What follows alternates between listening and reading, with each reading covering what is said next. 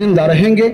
اب ایک عظیم شخصیت جسے کائنات عمر اسماعیل خان صاحب کے نام سے جانتی ہے، جن کی خدمات کا اعتراف جتنا بھی کیا، تعریف جتنی بھی کی جائے کم ہے۔ میں صرف یہ دو شعر سے ان کا استقبال کرتا ہوں۔ دیکھنے میں تو وہ خاموش کھڑے رہتے ہیں، جو بڑے رہتے ہیں وہ پھر بھی بڑے رہتے ہیں۔ ان بزرگوں سے ملتا ہے ہمارا شجرہ، جن کے قدموں میں کئی تاج پڑے رہتے ہیں۔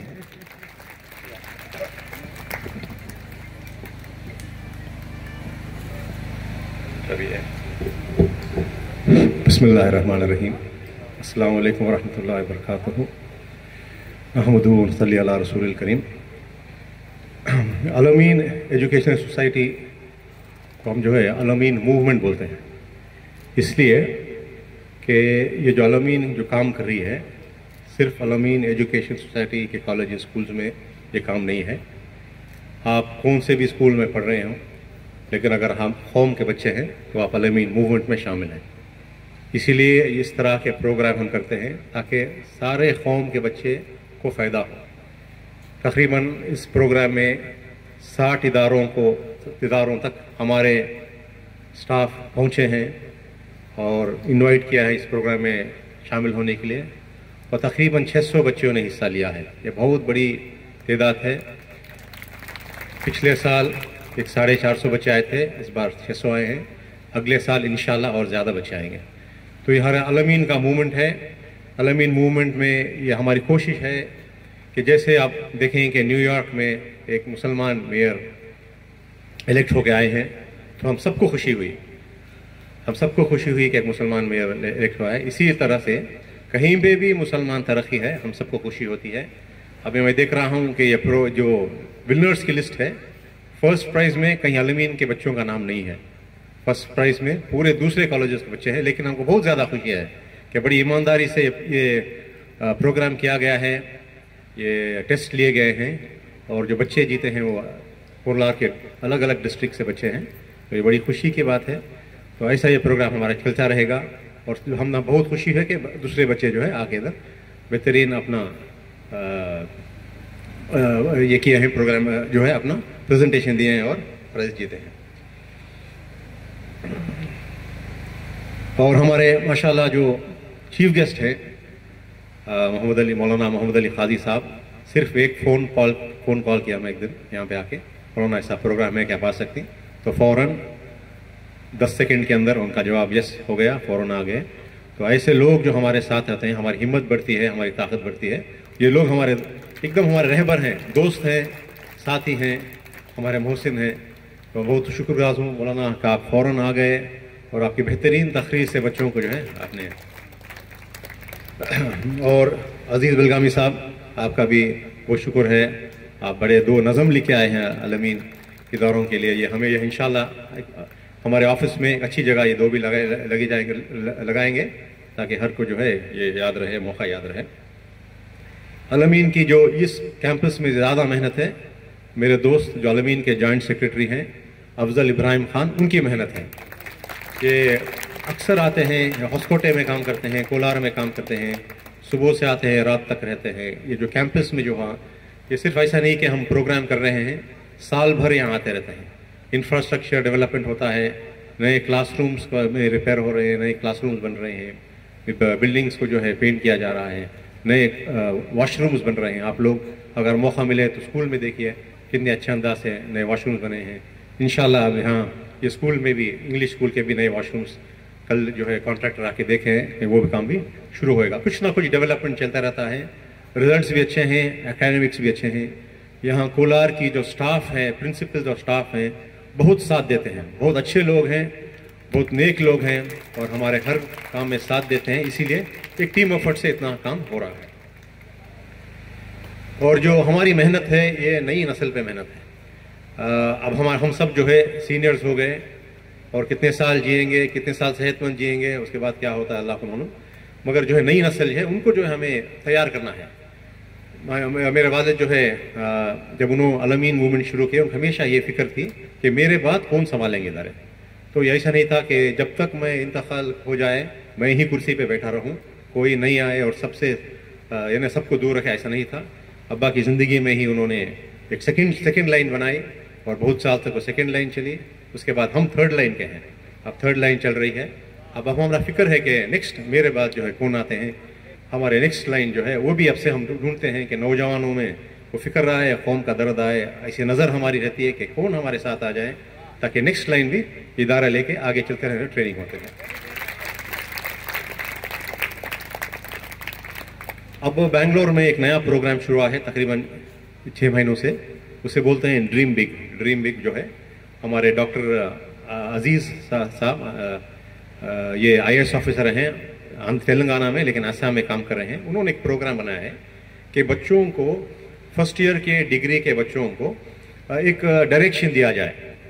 और हम क्या करते हैं, बेंगलोर के जितने भी कॉलेजेस हैं, एक हफ्ता last Saturday of every month वो बच्चों को अलमीन कॉलेज को बुलाते हैं और उनको जो है सुबह से ज़ोहर तक IAS officers, IRS officers, IFS officers, advocates, जजेस जो हाईएस्ट पोजीशन में हैं वो बात करते हैं और बच्चों को जो है समझाते हैं कि अपना रुख बनाओ, ये डायरेक्शन बनाओ ताकि आपका फ्यूचर अच्छा हो। एक उनका मेंटरिंग करते हैं। तो हम नॉट ओनली स्कॉलरशिप प्रोवाइड करते हैं लेकिन बच्चों को मेंटरिंग भी करते हैं। तो इंशाल्लाह मैं भी जैसे बैठे बैठे सोचा तो नेक्स्ट प्रोग्राम में जब नेक्स्ट सैटरडे जो third Saturday of every month जो प्रोग्राम होता है, इंशाल्लाह कोलार से हम लोगों को बचाएंगे। हमारे इंशाल्लाह 1-2 बस भेजेंगे, 100 स्टूडेंट्स अलमीन कॉलेज के, एक 25 हो, दूसरी को एक 25 4 कॉलेज के यहाँ फाइनल ईयर के डिग्री बच्चों को बेंगलोर को लेके जाएंगे और वहाँ IAS ऑफिसर्स, IAS जो उनका लाइन है, अगर वो कॉमर्स लिए हैं, साइंस लिए हैं, क्या करना चाहते हैं, वो बच्चों को उनसे मेंटरिंग कराएंगे, उनसे ताल्लुकात कायम कराएंगे। तो वो हमेशा जो है उनको मेंटरिंग करेंगे, ताल्लुक बनाएंगे, उनको ड्रीम बिग करने का मौका मिलेगा, तो बड़ी सोच करने का मौका मिलेगा। तो इंशाल्लाह ये प्रोग्राम भी हम कोलार में शुरू करेंगे। इंशाल्लाह यहाँ से बच्चों को हमारे अलमीन बेंगलोर कैंपस में लेके जाकर वापस से बच्चों को करेंगे। आज माशाल्लाह हमारे सब लोग जो साथ हैं उसमें मीडिया भी है कि मैं हमेशा मैं मीडिया लोगों को बहुत शुक्रगुजार हूँ कि जो एक हमारा एक अंग्रेज़ी मीडिया था, इंग्लिश मीडिया था, उससे हमारे वालिद साहब बहुत कभी बेजार होते, डिसअपॉइंटेड होते थे कि कभी भी कोई पॉजिटिव चीज़ की हमारे कम्युनिटी की है तो वो निगलेक्ट करते, छपाते। कोई विक्ट्री हुई, कोई अच्छा काम हुआ, कोई लड़का कुछ ब्रेवरी का काम किया तो हमेशा उसको कभी भी इंग्लिश न्यूज़ में नहीं आता। लेकिन कोई बच्चा कुछ बुरा काम किया, छोटा भी बुरा काम हो, मुसलमान बच्चा, तो हाईलाइट करते थे वो मीडिया को।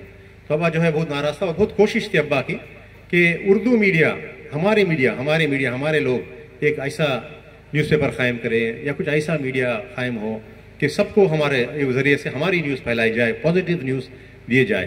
तो अब्बा की ज़िंदगी में तो उनका नहीं हुआ, लेकिन अब हम देख रहे हैं कि यूट्यूबर्स जो आए हैं, यूट्यूबर आए हैं और जो सालार न्यूज़पेपर है, इसमें हमारे प्रोग्राम्स को जो है घर घर को पहुंचाया जा रहा है।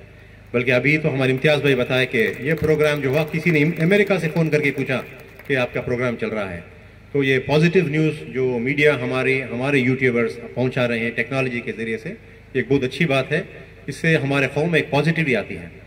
ये दुनिया में जो है हुकूमत अल्लाह की चलती है और ये जो जितने भी लोग नेगेटिव न्यूज़ देना चाह रहे हैं कि हमारे कौम का जो है एक कॉन्फिडेंस तोड़ना चाह रहे हैं, वो अब कामयाब नहीं होंगे कि हमारी कौम अब बहुत तरक्की पर है, इस्लामिकली, रिलीजियसली, बिजनेस में और इकनॉमिकली, हर तरीके से कौम जो है बहुत आगे निकल गई है, बहुत ऊपर, बहुत मियारी हो गई है। तो और बढ़ती जाएगी इंशाल्लाह, इनका कौम बढ़ती जाएगी, इस्लाम तरक्की करता जाएगा, हमारे इदारे तरक्की करेंगे। हमारे गर्ल्स स्टूडेंट्स तो इतना अच्छा पढ़ रहे हैं, बॉय स्टूडेंट्स को कहीं पीछे छोड़ दिए हैं, पूरे रैंक्स जो है गर्ल्स स्टूडेंट्स ये ले रहे हैं। आप देखें नावल भी बच्ची लिख दिए। तो जो है कौम में बहुत अच्छी तरक्की हो रही है, माहौल हो रहा है। जो मीडिया ये और गैर कौम प्रेजेंट करना चाहते थे कि मुसलमान औरतें सप्रेस्ड हैं, उन पर जुल्म होता है, अब ये हमारे औरतें जो हैं जो खुद जो इतने काबिल हो गए, इतने लायक हो गए कि उन लोगों को खामोश बैठना पड़ रहा है हमारे लोगों की तरक्की देखे। तो ये मीडिया के ज़रिए से बताया जाता है। तो और ऐसा मीडिया होना है कि पॉजिटिव न्यूज़ हमारी कम्युनिटी में ही स्प्रेड करे। अब्बा के 2-3 क्वालिटीज़ थे जो मैं सोचा कि इतने तरक्की कैसा हुई। पहले बात तो वालिदैन की दुआएं हैं। ये मेरे दादी माँ की और दादा की जो एजुकेशन में ख्वाहिश थी, दोनों अलीगढ़ में पढ़े 1930s میں علی گڑھ میں پڑھے جب سہولت ہی نہیں تھی. آج بھی اگر تم علی گڑھ گاؤ پورے سہولت کے ساتھ آدمی تھک جاتا ہے. 1930 میں دادی ماں بھی یہاں سفر کرے, دادا صاحب بھی وہاں سے ان کے طرف سے طرف کرے, وہاں پہ ایجوکیشن ہوا. وہ ماں باپ کا اثر تھا جو ابا میں آیا, جو ایجوکیشن کا شوق اس میں آیا. اور دوسری بات جو ڈسپلن لائف سے انہوں نے جی ہے, ایک تو ہے ان کو اسٹیج پہ اٹھا لیں, یہ ڈسپلن یعنی سویرے ٹائم پہ اٹھنا, کسی بھی طریقے سے ہر دن فجر کی نماز کبھی بھی مس نہیں کرنا, یہ ڈسپلن ہوتا ہے. کبھی بھی فجر کی نماز ہر دن, کیا بھی تمہیں 4 بجے سے تو بھی 5:30 بجے اٹھنا چاہیے. وہ پابندی لا لیے. جیسے ابا جو غوثیہ انجینئرنگ کالج قائم کرتے تھے تو فجر کی نماز غوثیہ میں رام نگر میں جا کے پڑھتے, تو سمجھو گھر سے 4 بجے چھوڑتے, فجر کی نماز وہاں جماعت میں وہاں پڑھتے. ایسا انہیں فجر کی نماز کبھی بھی نہیں چھوڑنا, یہ بہت ضروری ہے. آپ بچوں یہ ایک عادت بنا لیو, آپ کی زندگی اچھی گزرے گی, گھر میں برکت آئے گا. تھوڑا ہر دن فجر کی نماز اور ایک پیج قرآن کی ایک تھوڑا سا پڑھنا, قرآن کی پابند